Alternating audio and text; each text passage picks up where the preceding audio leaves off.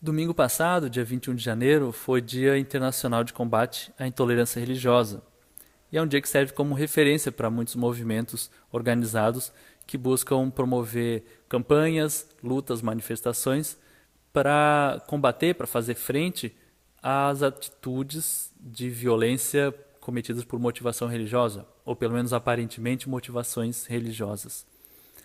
É um trabalho que está na esfera pública, no direito público, por exemplo, mais ligado a questões sociais, enquanto que o trabalho aqui do canal, que é o combate a abusos e a violência cometida dentro de grupos fechados, ele está um pouco mais para a esfera doméstica, vamos dizer, para o direito privado, envolve até questões da psicologia, por exemplo. Mas apesar disso, essas duas lutas têm um ponto em comum, que é a luta contra a violência, ou seja, a luta contra uma agressão promovida por uma parte mais forte que consegue cometer algum abuso, alguma violação contra uma parte mais fraca. Então eles têm esse ponto em comum e por isso que eu acredito que refletindo sobre a intolerância religiosa, a gente consegue também aprender muita coisa para levar para lutas contra os abusos dentro de grupos sectários. Bom, esses grupos que trabalham os movimentos contra atos de intolerância religiosa, eles perceberam, eu considero acertadamente, que esse combate ele depende de uma organização, de uma união entre os que sofrem essa agressão, para que nessa união eles consigam ganhar força e oferecer alguma resistência contra a agressão. É como uma formiga que perto de um elefante, por mais justa que seja a necessidade da formiga de picar o elefante, digamos que o elefante está pisando no caminho dela, no formigueiro dela, a formiga sozinha não faz frente a um elefante. Ela pode ter até vontade maior de agredir o elefante, ela pode odiar o elefante, mas elas só vão conseguir espantar o elefante em conjunto, né? Quando vem aqueles milhões de formigas que o elefante se encosta no formigueiro, elas picam e ele sai. E isso tem muito a gente a ensinar sobre o problema da resistência a atos de violência e de intolerância. Porque há uma diferença entre a intolerância, propriamente dita, alguém não gostar ou alguém querer agredir, e chegar às vias de fato, cometer a agressão. Essa distância entre a vontade de agredir e a capacidade de agredir depende da diferença de forças entre as partes. Se a parte agressora não for mais forte que a parte agredida, por mais que ela tenha vontade de agredir, ela não consegue. A parte agredida, se ela é agredida, esses movimentos, por exemplo, são a manifestação de que é uma percepção que o combate só se dá pela união, ou seja, é preciso juntar forças com outros para fazer frente a isso. Então isso quebra um pouco até a ideia de que é preciso educar as pessoas e que a religião em si é que traz palavras de ódio. Muito pelo contrário, se conversar com pregadores religiosos, eles vão mostrar, e corretamente, que nos seus textos sagrados e nas suas preces, eles trazem palavras de amor. É claro que existem exceções, mas as exceções são poucas, mas já vou chegar nessa questão. Ou seja, todo o religioso vai mostrar acertadamente que na sua doutrina são trazidas palavras de amor. E mesmo que não fosse, mesmo que existam palavras de ódio, aí entra esse problema que eu trouxe. Não basta o ódio para que uma violência seja consumada. É preciso haver uma distância de forças, senão não há violência, só há o ódio. Nos meios de comunicação a gente vê muito se falar de que temos que educar as pessoas, mas é porque esses meios de comunicação são produzidos por pessoas que não sofrem na pele a violência diária do dia a dia. A violência que eles sofrem é alguém xingou no trânsito, realmente é um mal educado, não precisava xingar. Alguém brigou jogando futebol, se desentenderam, foi falta de educação, falta de um pouquinho de flexibilidade, de compreensão.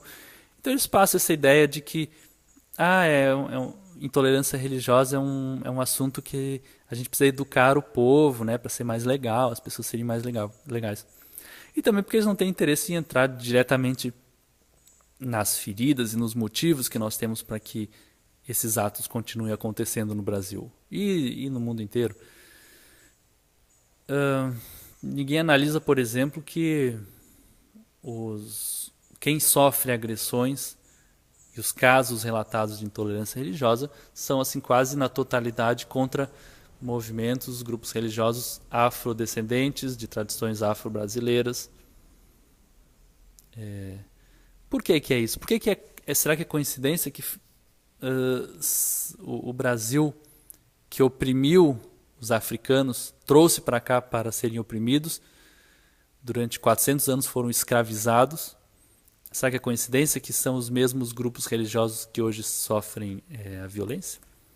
E será que essa violência se mantém por um problema de educação? É que ainda existem pessoas racistas? Mas se fosse só a pessoa ser racista, se o aparato estatal não permitisse mais, assim como não permite que você acorrente alguém e escravize, mas permite que você entre num culto e destrua os seus símbolos religiosos e depois isso fica arquivado na justiça. O arquivamento contra esses atos de violência religiosa é imenso. Então não é uma questão de que a pessoa é intolerante ou odeia tais religiões. É questão de que há todo um grupo e uma força que ajuda a manter essa opressão sobre a população negra no Brasil. Por que isso? Por que essa opressão? Essa opressão, na verdade, ela é necessária para os lucros aqui no país. Porque mantendo esse povo mais pobre e oprimido, o povo tem menos força para reivindicar melhores condições de salário. E no Brasil, por ser um país dependente, periférico, precisa produzir os lucros, produzir o sustento do seu povo, que fica no mínimo, produzir os lucros locais e mandar uma parcela enorme, mais da metade da nossa renda vai para o exterior. Então, o nível de opressão sobre a classe trabalhadora e sobre a população tem que ser muito alta. Os grandes capitalistas percebem que se eles não mantêm a opressão, se eles deixam essa classe se manifestar, daqui a pouco eles já começam a pedir melhores salários, melhores condições de transporte, melhores condições de trabalho e todas as outras coisas que para eles não interessam, no sentido de vai abaixar as taxas de lucro. Então essa opressão, por isso que ela é facilitada, promovida pelo Estado e vamos dizer, permitida, né? Não é uma opressão combatida. Então os movimentos negros percebem acertadamente que eles precisam se unificar, só assim eles conseguem fazer pressão para serem ouvidos nas instâncias públicas, na administração pública, na justiça, e também só assim eles conseguem oferecer força e resistência contra os atos de intolerância. Porque veja bem, voltando lá na questão dos agressores, que normalmente são religiões evangélicas, não somente, mas principalmente. Mas não é porque o gospel, né, o evangelho prega palavras de guerra, e também não é a maioria, na verdade é a minoria dos pastores e dos seguidores que fazem esses atos, que promovem esse ódio. Acontece que essa minoria ela é muito bem protegida. Ela tem costas largas. Então ela é defendida, ela é acobertada, ela não é reprimida. Como eu falei, essas costas largas porque realmente há muito interesse por trás em que essa opressão seja mantida. Então há muita campanha, muito elogio, muita premiação para quem mantém assim, né? Essa forte bancada evangélica no nosso governo, ela não está lá, não entrou por mérito por causa da religião deles. Eles entraram porque os componentes que entraram lá também fazem parte de um grupo que, além de conseguir muito voto, faz muita pressão contra os movimentos sociais. Os evangélicos que estão lá na bancada não são todos, não são os representantes da grande classe, são os representantes de uma parcela que força e ajuda a promover a opressão sobre o povo. Por isso que eles querem criminalizar as mulheres que abortam, querem e acabar com uma série de direitos, dificultar ao máximo, isso tem acontecido, as manifestações e os cultos de religiões afrodescendentes, barrar as leis contra e barrar os processos que tramitam na justiça contra atos de intolerância religiosa, fazer menos caso para outras violências contra outros grupos, por exemplo, estupro, etc. São grupos que querem aprovar medidas opressivas, porque assim eles facilitam manter o povo quieto, um povo sem expressão, porque eles não gostam de artista também, odeiam a arte, tudo que é manifestação de arte, para eles a única arte tem que ficar no museu para contemplação e ser comprometida apenas com o belo, não com o político. Porque eles querem um povo calado e com medo, porque é um povo que aí não vai reivindicar direitos e melhorias nas suas condições de vida.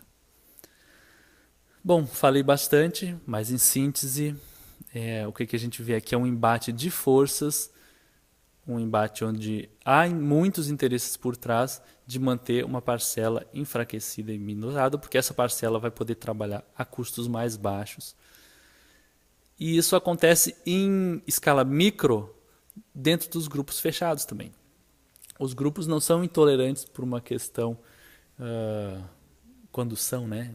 Quando há violência dentro de grupos, não é por uma questão de que o líder do grupo não é educado ou tem que ser ensinado ou vamos compreender. É uma questão de que são grupos onde líderes conseguiram reunir o grupo para atender suas necessidades de poder, de trabalho, de recursos. E, nesse sentido, eles também querem, esses líderes, manter os seus discípulos com medo, ou constrangidos, ou quietos, calados, ou pensando todos de acordo. Porque assim eles facilitam a obtenção dos seus benefícios próprios, né? E esse combate, muitas vezes, ele é difícil de ser travado porque a pessoa se sente sozinha. E realmente o primeiro passo, e o que eu observo entre as pessoas que conseguem se sair desse problema e curar suas mazelas, é que elas também se unem. Elas começam a trazer a sua voz à tona, a se juntar e assim começam a se fazer conhecidas e conhecer outros que também sofreram problemas de abuso. Se fazendo conhecidas e se juntando, elas ganham forças, se sentem mais confiantes e vão juntando entre si todo um grupo que sempre é majoritário das pessoas que sofrem abuso. Então, esse fazer frente, não se calando, mas se expressando e buscando alianças, buscando apoio mútuo com outras pessoas que também sofreram o mesmo problema, é a mesma estratégia que dá certo no combate ao abuso dentro de grupos fechados. Esse é o recado básico, que eu vou precisar de vários outros vídeos para mostrar também outros sucessos, mas é o recado básico que eu queria deixar, aproveitando para refletir nessa semana, né, que é de combate à intolerância religiosa.